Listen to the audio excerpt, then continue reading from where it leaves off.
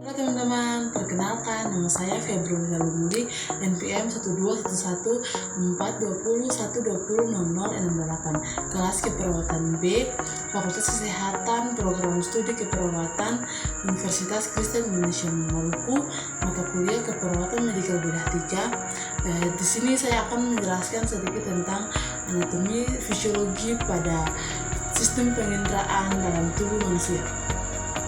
Baik teman-teman, di sini saya akan menjelaskan sedikit tentang anatomi fisiologi sistem penginderaan pada tubuh manusia. Pada tubuh manusia memiliki alat indera dengan berbagai fungsi atau kegunaan. Alat indera pada manusia disebut juga panca indera, karena alat indera manusia terdiri dari 5, yakni indera penglihatan atau mata, indera pendengar atau telinga, indera pembau atau hidung, indera pengecap atau lidah, dan indera peraba atau kulit. Yang pertama, indera penglihatan atau mata.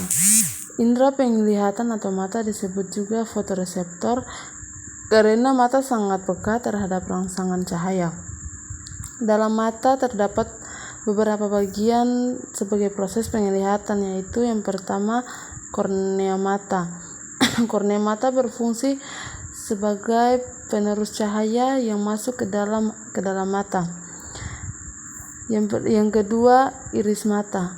Iris mata adalah selaput pelangi yang terletaknya di belakang kornea mata. Di tengah selaput pelangi terdapat cahaya yang disebut anak mata atau pupil.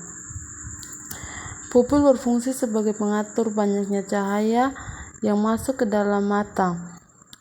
Yang ketiga, lensa mata. Lensa mata berfungsi untuk memfokuskan agar cahaya yang masuk ke dalam mata jatuh tepat pada retina, maka benda yang terlihat tampak dan jelas. Yang keempat, retina. Retina berfungsi untuk menangkap cahaya yang masuk ke dalam mata. Retina terletak di paling belakang pada mata. Yang kelima, saraf. Saraf mata berfungsi untuk meneruskan rangsangan cahaya ke otot. Semua informasi akan dibawa saraf yang kemudian diproses ke otak. Yang keenam, otot mata. Otot mata berfungsi menggerakkan bola mata sehingga mata bergerak ke kanan dan ke kiri, ke atas dan ke bawah. Yang berikutnya, indera pendengar atau telinga. Telinga selain berfungsi sebagai indera pendengar juga sebagai alat keseimbangan. Yang pertama, telinga luar. Telinga luar terdiri dari daun telinga, saluran telinga luar, dan daun telinga tersusun atas tulang rawan dan jaringan fibrosa, kecuali pada ujung paling bawah yaitu kuping telinga. Daun telinga berfungsi untuk menerima dan mengumpulkan suara yang masuk ke dalam telinga. Saluran telinga luar berfungsi menghasilkan minyak serumen. Letaknya dekat dengan lubang telinga dan dilengkapi rambut-rambut halus untuk menjaga agar benda asing tidak masuk. Yang kedua, telinga tengah. Telinga tengah adalah suatu ruang di dalam tulang pelipis yang dilapisi jaringan mukosa. Pada telinga tengah terdapat tulang pendengaran dan saluran elastasius. Tulang pendengaran adalah tulang martil, tulang landasan, dan tulang Sunggardi. 3. Telinga dalam. Telinga dalam terdiri atas jendela, labirin, dan organ korti. Jendela pada telinga ada 2 macam, yaitu tingkap oval dan tingkap bulat atau jorong. Telinga dalam terdiri dari rongga yang menyerupai saluran. Rongga itu disebut labirin membran.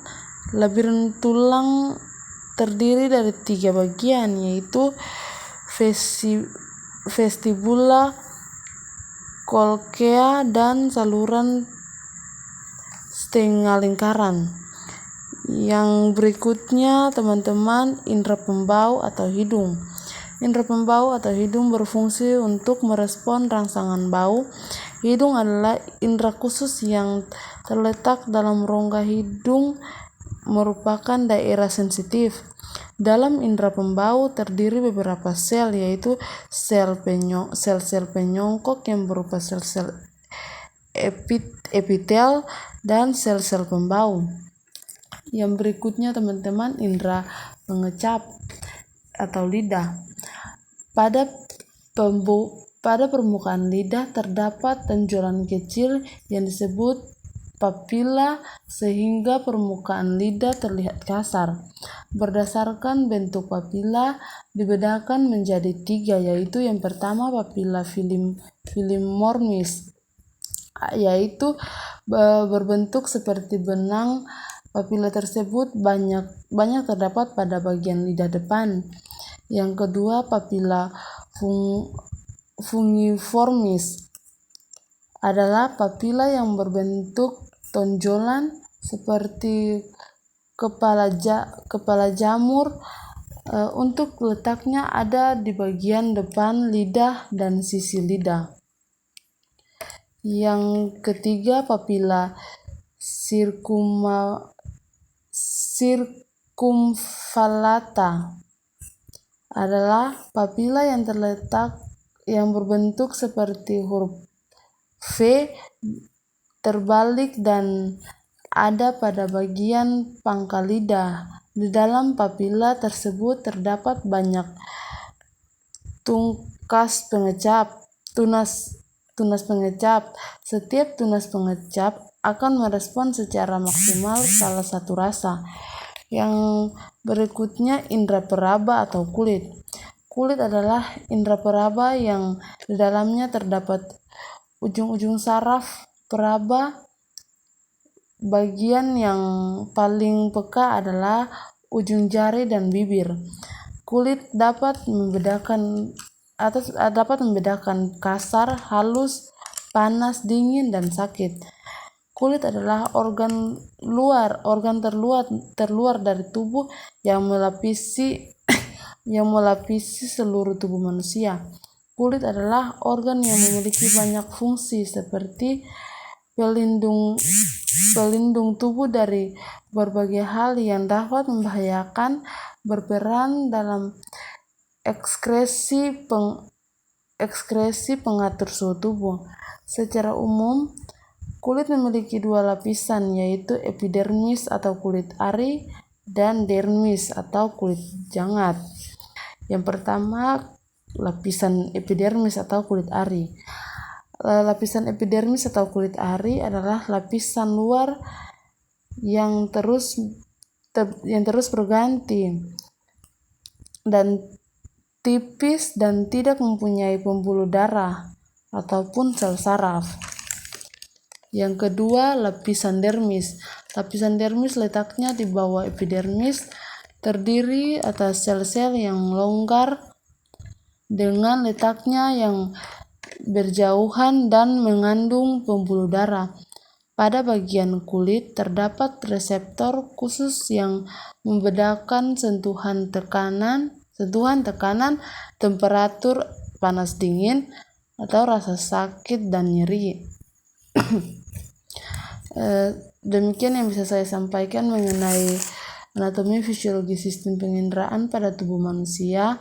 Semoga apa yang saya berikan bisa bermakna bagi teman-teman. Akhir kata, bila ada salah kata, saya mohon maaf dan terima kasih.